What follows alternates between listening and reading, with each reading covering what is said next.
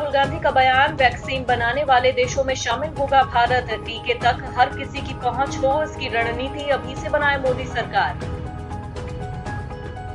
राजस्थान विधानसभा सत्र में गहलोत सरकार ने हासिल किया विश्वास मत। विश्वास प्रस्ताव पर चर्चा के दौरान सदन में सरकार और विपक्ष के बीच हुई जमकर बहस। अशोक गहलोत बोले, जितनी भी कोशिश करें नहीं गिरने दूंगा सरकार। विधानसभा सत्र के दौरान एक्टिव मोड में नजर आए सचिन पायलट। बीजेपी के अरमानों पर फेरा पानी, कहा जब तक मैं यहां बैठा हूं सुरक्षित है सरकार।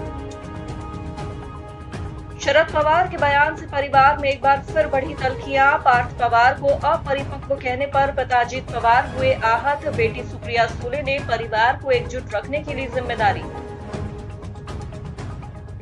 महाराष्ट्र के पूर्व मुख्यमंत्री देवेंद्र फडणवीस को बनाया बिहार चुनाव का प्रभारी। पार्टी महासचिव भूपेंद्र यादव के साथ मिलकर बनाएंगे चुनावी रणनीति। पहली बार फडणवीस को सौंपी है महाराष्ट्र से बाहर की जिम्मेदारी।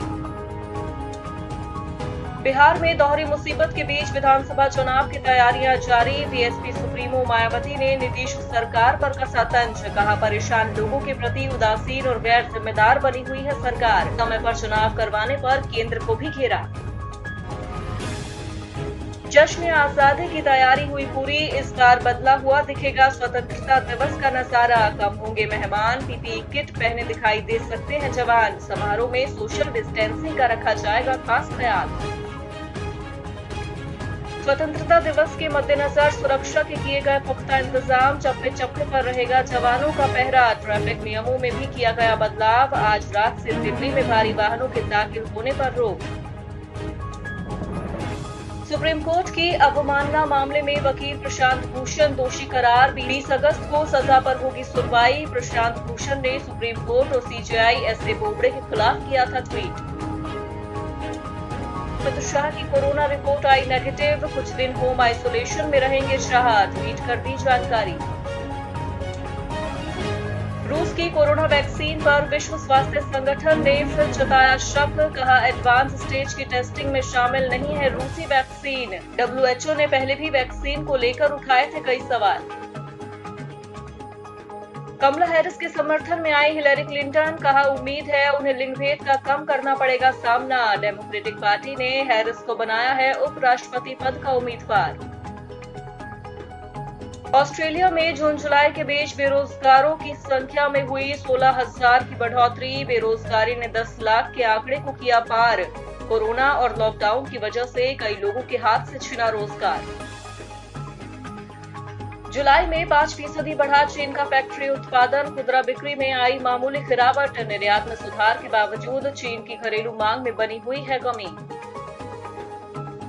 स्वतंत्रता दिवस के मौके पर सैन्य बलों को एचडीएफसी बैंक ने दिया तोहफा। पेश किया खास शौर्य कार्ड। मिलेंगी कई सुविधाएं। सरकार के किसान क्रेडिट कार्ड के दिशा निर्देशों पर आधारित है शौर्य कार्ड। स्पाइस जेट ने यात्रियों के लिए शुरू की नई सुविधा। अब व्हाट्सएप से कर सकेंगे वेब चेक इन। फोन पर ही मिलेगा बोर्डिंग पास।